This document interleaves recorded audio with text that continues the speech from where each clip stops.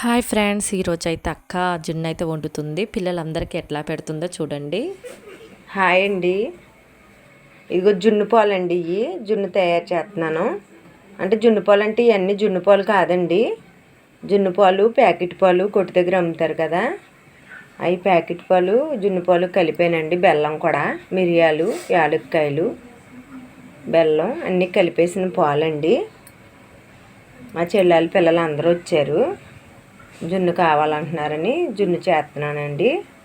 చూడండి గ్లాసులతో ఎలా పెడతానో, గిన్నెతోటి గ్లాస్ తోటి ఎలా పెడతానో దాకలో పెట్టి, ఇదిగోండి ఎసరు పెట్టాను. దాకతో అంటే ఏదైనా గిన్నెలో పెట్టి పెట్టేసుకుంటారో, కుక్కర్లో కానీ. ఇది కుక్కర్లో జున్ను అయితే బాగోదండి.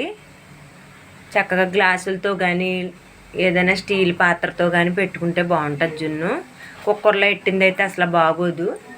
ఏదో కోడిగుడ్డు సొనలా గట్టిగా ఉన్నట్టు ఉంటుంది. వేరేగా ఉడకబెట్టుకుంటేనే బాగుంటుంది.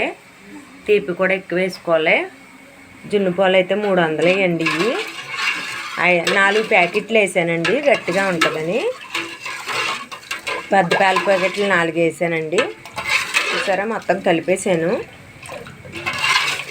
మీకు చూపిస్తాను. చూసారండి జున్ను ఎలా పెట్టానో. గిన్నెతో పెడితే మొక్కలు అవి పంచలాకండి, గ్లాసులతో పెట్టేశాను. ఎవరి గ్లాసు వాళ్ళకి ఇచ్చేస్తాను. లోటాలేమో మా కోళ్ళవి, ఎందుకంటే మా చిన్న కోళ్ళ ఇచ్చిందండి పాలుకి డబ్బులన్నీ. తనే పెట్టుకుంది పాపం, పిల్లలు ఉన్నారని. మా చెల్లెల పిల్లలు వచ్చారని నేను తెప్పిస్తానండి, వండండి అత్తయ్య గారు అంది. మా చిన్న కోళ్ళే పెట్టుకుంది. ఆవిడకో లోట తెస్తాను, మా పిల్లలకైతే గ్లాసులు తెస్తాను. కాకపోతే నేను తయారు చేస్తున్నాను అంతే.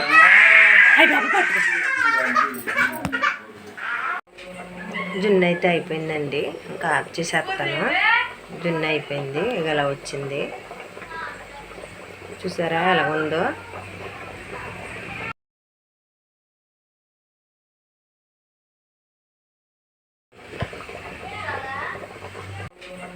జున్ను అయితే అయిపోయిందండి, ఇంకా ఆఫ్ చేసేస్తాను. జున్ను అయిపోయింది, ఇక ఇలా వచ్చింది. చూసారా ఎలా ఉందో.